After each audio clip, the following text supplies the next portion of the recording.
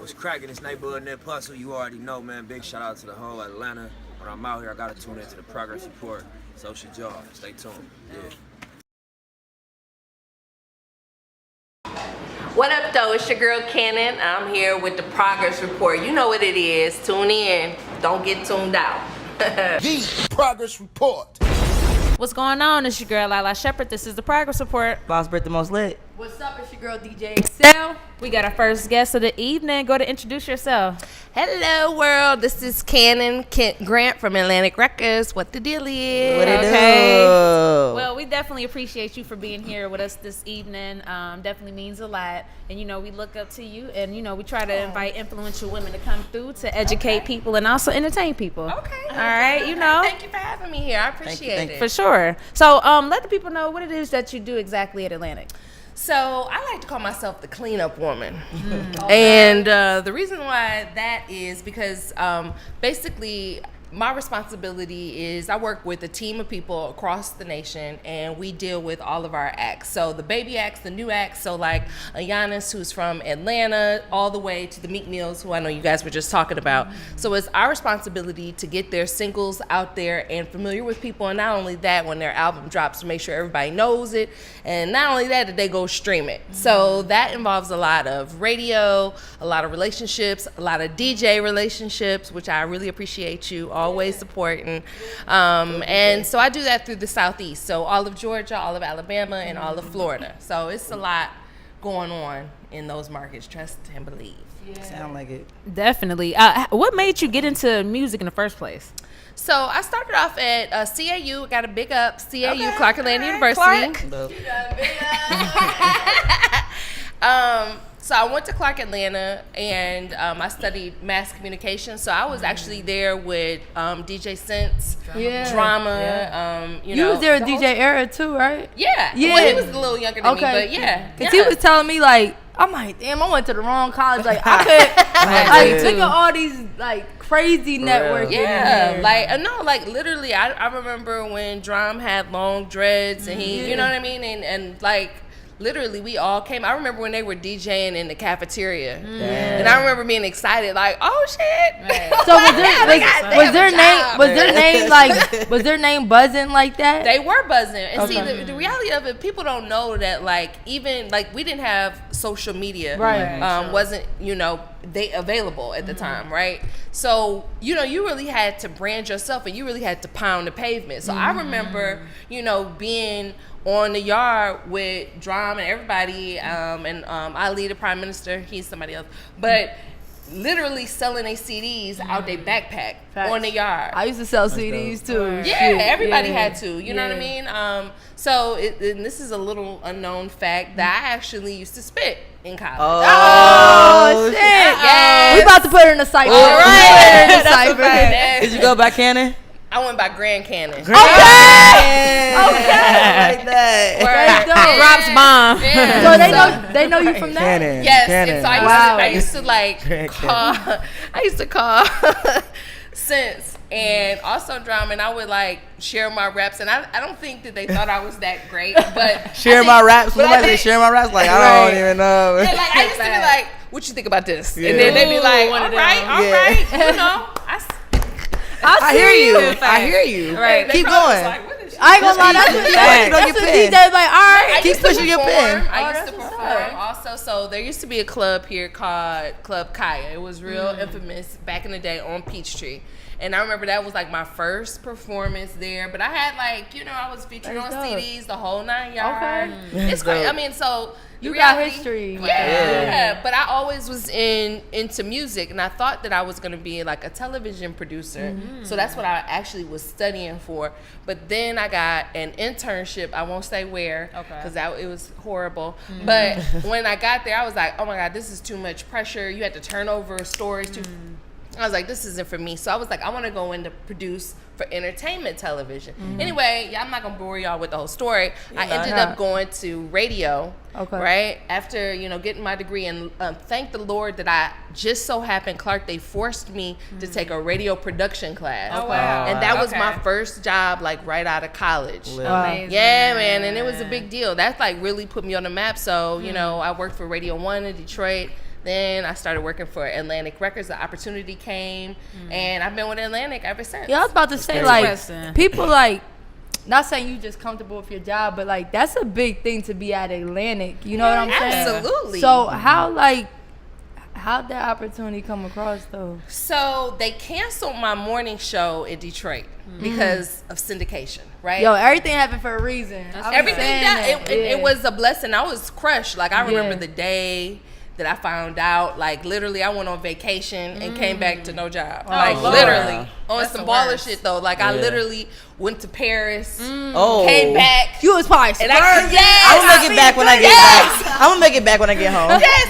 Literally came back from Paris thinking I was like, yes, bonjour. Oh. And then I was like, wait a minute. Nobody's answering the phone. Hold up, wait a minute. Nobody's answering. Long story short, I went up to the station because nobody answered the phone. No, literally they didn't answer. Literally, nobody was answering their phone. And I went up to the station and they were like, we got some bad news. They've canceled the show and we're going to go into syndication. And as you can see across the country, like, syndication is the wave. You know what I mean? It costs less money for big corporate radio conglomerates. So, it makes sense. But in Detroit, we really needed a local morning show. Hold on. For those that don't know, it's syndication, like myself. Oh. Yeah, see, that's I don't what I'm know here it. for. Yeah, I'm not gonna act like I know what that is. So syndication is like the Breakfast Club. Okay. It's where New York, they do the taping there, and then they syndicate it to all of their sister channels. So I think they're in, like, what, 70 markets? Yeah, a lot of markets something now. Ridiculous. So instead of paying for 70 different morning shows, they have one, and then they syndicate it. But isn't that a good thing, though? Well, it wasn't good for me because I lost my job. Because you was working. You was actually working. Yeah, they canceled my show, and then But it makes sense for them. But wouldn't it still be recorded there? But this is the problem. This is the problem. We at the time we had the youngest morning show in the nation. Damn. Okay. Had they invested in us, you know what I mean? Like, literally, we would have been the Breakfast Club. Yeah. You see what I'm saying? And we would have been that young. Because right now, we would have been primed. We'd have had all this time. And, like, one of the hosts, are you guys, obviously, y'all know Lil Duval. Of course. So, you know how you always talk about Kool-Aid? Yeah. Kool-Aid was one of the co-hosts of the show. Oh, wow. You see what I'm saying? Yeah. Like, so we had a lot of raw talent that just needed the exposure. You know what I mean? So, shout out to Lieutenant Dre and Sugar Ray. They're in Detroit right now. Yeah, they're super dope. Good people. So that's they canceled my show, and if I could leave anybody who's listening to this message, the message I have right now is that no matter where you are, always hold yourself with dignity and always treat everybody that you come in contact with some sort of respect and not fake respect. Like, you know what I mean? Like, listen to people, because literally I got my next opportunity from Atlantic Records because they remember me as the producer for the morning show. That's dope. So when I lost my job, they was like, yo, Shorty is without a job. She's dope. She's always helpful. Like, they used to call me when they couldn't get in touch with the program director. And the program, for the people that don't know, program director is the person that calls the shots at radio. So they're very important. That's the person that puts the record into rotation. Right. So when they couldn't get him on the phone, they would call me, and I would go in his office with my cell phone like, you know what I mean? That's what's and up. so they remembered me, and they were like, yo, she doesn't have the experience, but she got the enthusiasm, you know what I mean, and the drive. So they gave me the opportunity, and literally, the opportunity changed my life. Like, you don't know how good it feels to be a part of a company that is winning, you know, in a major way. Like, when I was just sitting over on the couch, you guys basically talked about all that. That's Wiz Khalifa, like, you know, Wiz Khalifa. Yo, the crazy thing is, you brought me in to meet Wiz. You brought me in to meet Nipsey. PNB Rock. Shit. Yeah. Some other folks too. So you really are like, and just for people that don't know, like, there's like private listening events or meet and greets with DJs that she reaches out to, and I'm telling you, it's like Don Cannon, all these like big ass DJs, everybody on the radio, and it's only like 20 DJs, and we get to talk, actually have conversation.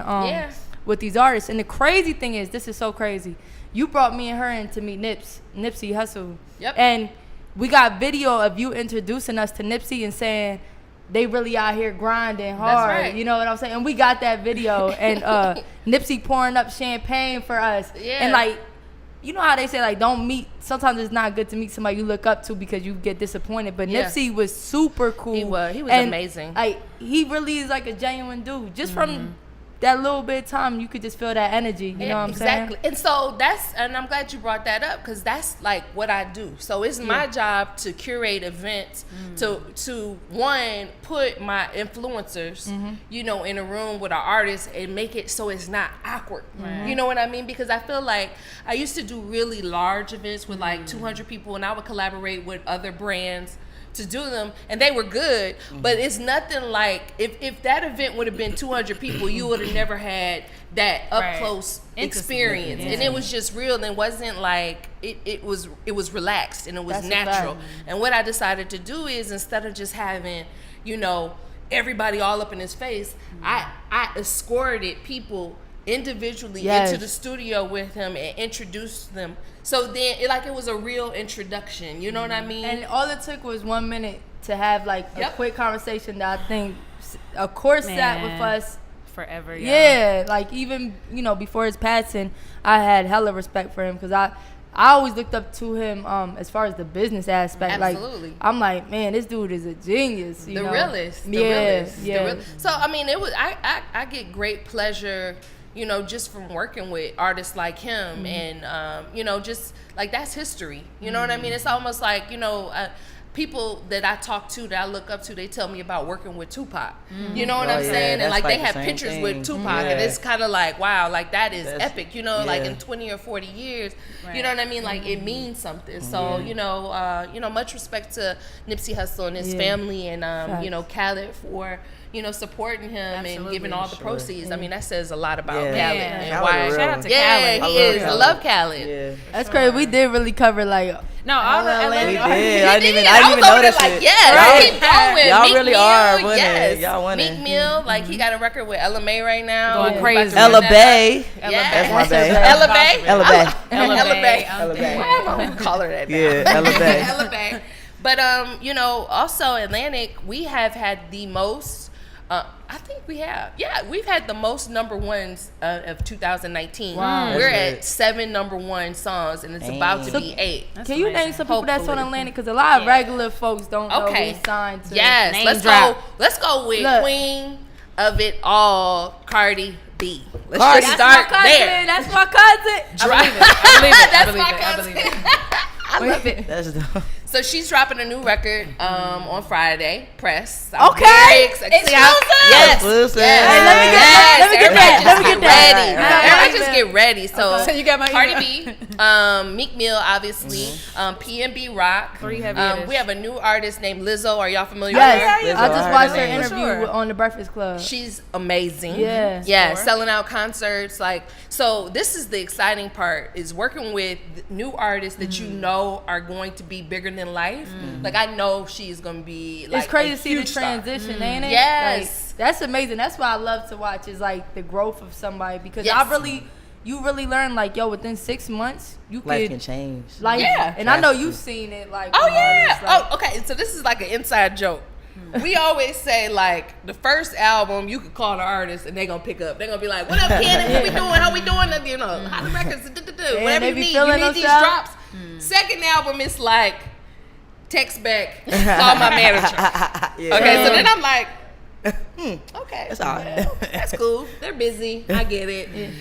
Third album, then now the manager ain't picking up, and they just like, your tickets are at will call. Fourth album, I'm so disgruntled. I'm like, man, fuck it. I don't even whatever. You know what I'm saying? That's not all the artists, but I would say a large percentage, that's the way it goes. Y'all, I don't think I told y'all, like, Kenny got me a drop from Wiz Khalifa. That's big. You know what I'm saying? So obviously, I mean, I don't know. Wiz he's not one of those. Wiz is like, seem like it. No, Wiz is like the coolest. But he like, did have a white dude walking around for tray of weed for him. Oh, that's I remember that shit. Will probably.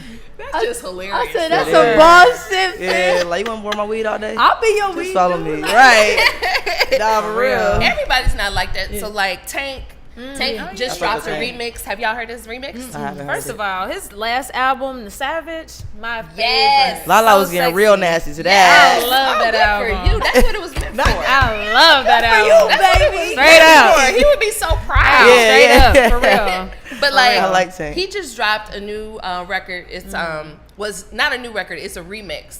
So "Dirty" was the single, which we took #1 on the Urban AC charts. So he just remixed it with Chris Brown, and that shit Oh. is I banging. didn't hear it yet. Okay. Yes, okay. y'all gotta listen Yeah, to we it. gotta Let me know check what it you out, think. for Let me sure. know. Like, I really feel like it is definitely it's perfect for the summertime. You know what I mean? But just to give you an example, I've worked with him for 10 years, Wow. and literally when I got engaged to get married, I didn't even ask him. He offered to sing in my wedding. That's Wow. dope, So man. dope. So when I real. tell you, some artists are like, I just can't even. I don't even know how to explain it. I say that humble shit go a long sure. way. It does. And you don't forget people For that sure. just like how you said Atlantic called you, you don't forget people that do that. I can't For sure. And I think we even experienced like people kind of try to boss up on like Right. you know what I mean? Like what we just had a full conversation then we call you Now be you don't like, know me?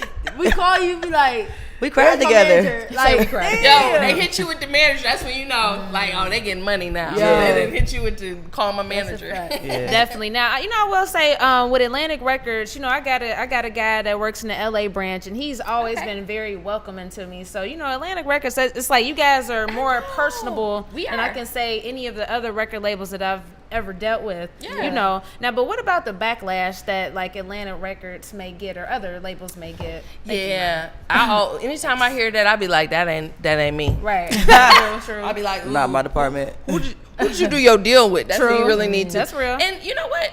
It happens. This is life. Atlantic Records is a business. Yeah. You know what I mean? And like I was reading an article in Billboard. They said in 2018, the music industry garnered over $9 billion. I heard the same thing. Dollars. That's amazing. Billion. That's Yeah, amazing. yeah. So anytime you're dealing with those type of numbers in regards to making money, you're dealing with an artist coming to a company. They are borrowing money and they're machine, because we a machine over at Atlantic for sure. Records, you know what I mean? And one of the things I think that makes us special and a little different than some of the other labels is that the people, we've been working there for so long. I've been at Atlantic for 14 years. Wow. So like it's certain things, like when I call the publicist or something, they've been there 20 years. When I call them, we don't need a whole lot of conversations because we've done this before. And we know, there's like a trust level, kind of like an NBA team that's been playing together. So like right now, I feel like we like, the Lakers. Okay.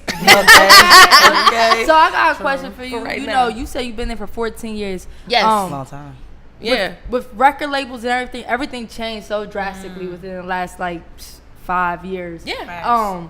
What's your input on like the way stuff is going with streams, with deals, all that? Like, is it good? Is it bad? Because a lot of people say you don't need a record label now. You know what? Honestly, to be honest with you, it depends on what your vision is. There are artists out there right now that are booked from now into the new year every weekend. So like Eric Robeson.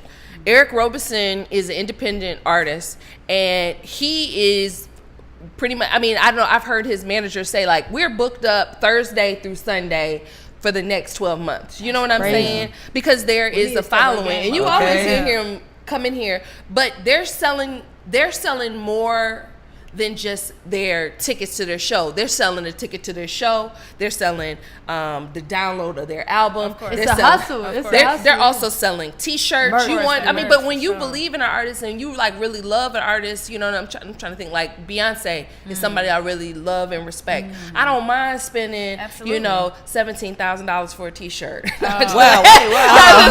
Hold on, B. Hold on, B. Her T-shirts be expensive. I was like, that don't cost a thing, really okay? I said I need to pull my whole credit card out. Playing. She not No, playing. but the point I'm trying to make is if you're not looking to perform on Jimmy Kimmel and lead the Billboard Awards or the Grammys, if you're not looking to do that, you don't really need a label. And you can still make You know what I money and mean? stuff. Yeah. But the artists you name are all top that signed with Atlantic are all on the top of the charts. But so that's what I think what we can provide. Because we have some artists that maybe aren't doing that, but then they tour. So like Lil Uzi, look at him. Like he could tour from now into 2025 and be good and make money. You know what I'm saying? So we're good, I think, on both levels. Like, so if you're an artist who really doesn't want to be, you know, at the Billboards Awards doing interviews or walking the red carpet or doing those kind of things, like, oh, if you notice the Met Ball, did you guys pay attention to the Met Ball this year? Not really. It's becoming more hip hop. I was gonna say I saw the fashion, you know. The fashion. Yeah.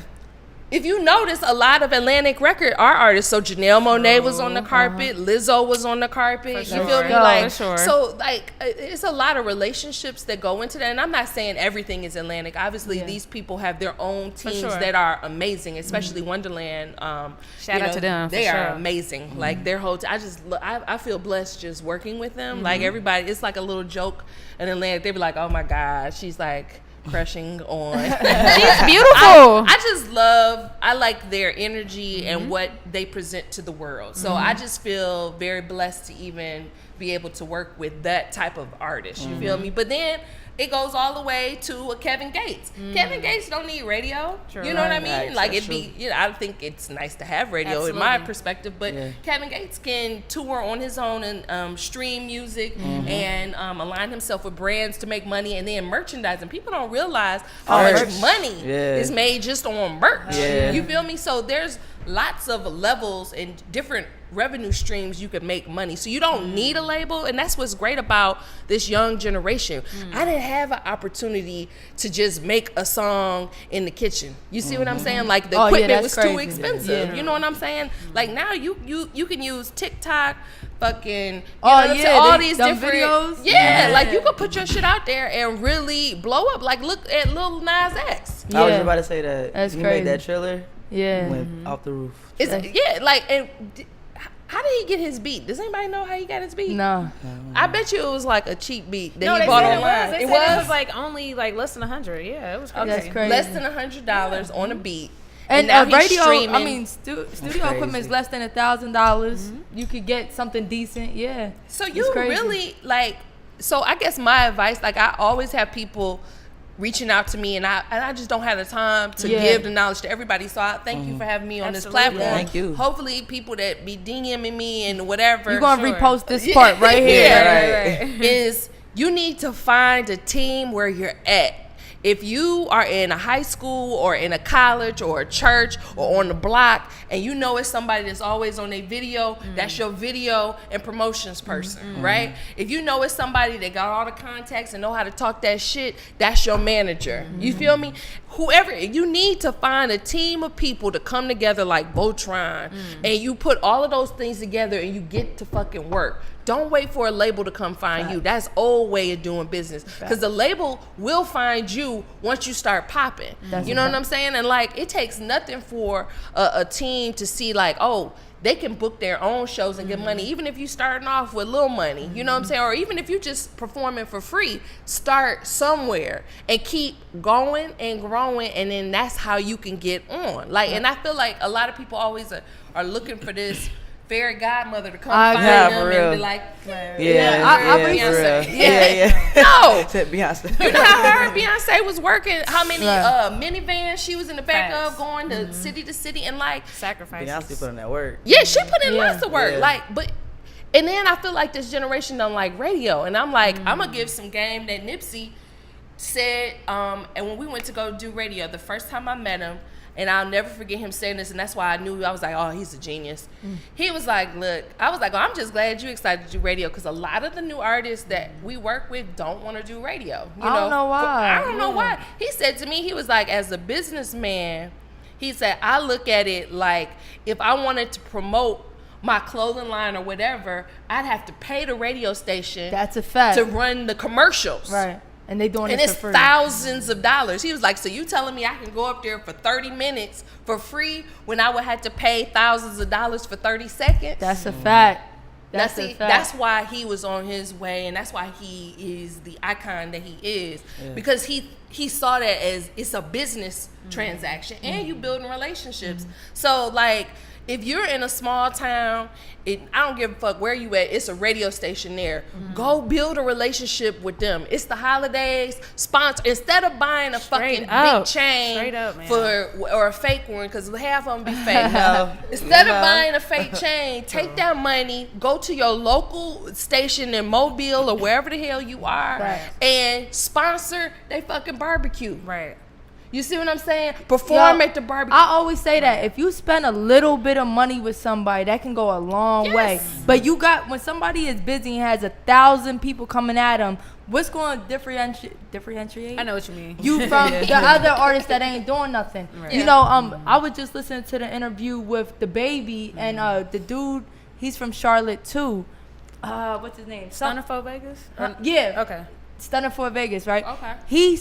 He paid the baby $15,000 for a verse. Yep. Oh, wow. And then after the baby seen how hard he was working and stuff, called him back. They did a lot of free songs. Now the baby signed him. Oh, wow. So you just spent that money and it's look an how long. investment. Yeah. And my whole thing is, it's not you paying the radio station, you paying for a barbecue for the community. Absolutely. So they're gonna bring the people out. Now you get to build your fan base. Absolutely. You showing them that you down for And the I'm home sure you team. can get your music played at this barbecue. I'm sure you Because can. it's- yeah. And that's why you gotta make sure you got a good manager. Right. I mean, then Somebody yeah. to Make talk that sure shit. my shit is playing. Yeah, man, and start where you at. Like, I think people, you know, we get and I get into it too. So I'm not excluded from this. Is I think we watch TV and look at different things and we see all these amazing things. You know, people on their jets and doing all that. And we like, damn, that's where I should be doing that. Like, nah, like I need to be where I'm at, going to Atlantic Station. You know what I'm saying? At Old Navy, getting my outfit. Okay, that's where I'm. You know what I'm saying? Like wherever you at, that shit is fly. Cause I bet you, like, this probably is Old Navy, but this shit look good to the motherfucker. You know what I'm saying? So like, and that's what I hate. I hate to see that we be trying so much where we'll take our whole check and buy one Try to keep Chanel purse and then got $15 in our pocket. That's don't a fact. do that. Just go get you a make sure it's leather so it don't fall apart. You know what I'm saying? Ain't nothing wrong with a little Coach purse. You know what I'm saying? So I got a question. Do you think labels now are looking at people that already got their own buzz? Because I know back in the day, like, you could build an artist. Even but LMA, she kind of was signed before Buzz, right?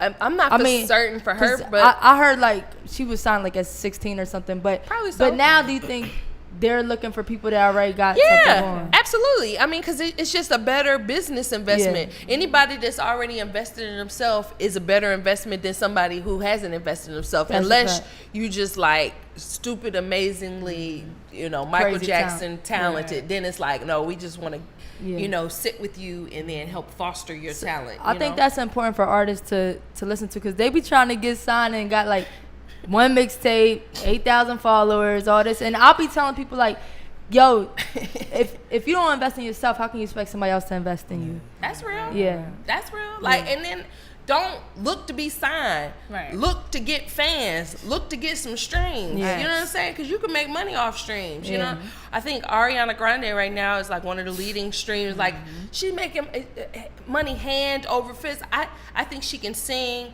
but to me, when I look at her, she look like a girl I grew up with or I went to high school with. You know what I'm saying? Like, so it could be you. Yeah. You just got to put that work in. Yeah. That's a fact. I have I had a question. Like, you said like what you do, but what do you do like on a day-to-day basis? Because I know you're busy, and it's crazy because a lot of people we interview that a lot of people that we interview that like are in your position, even Lala, like how you said, like you guys do a lot of different shit. Like, it's not, you know.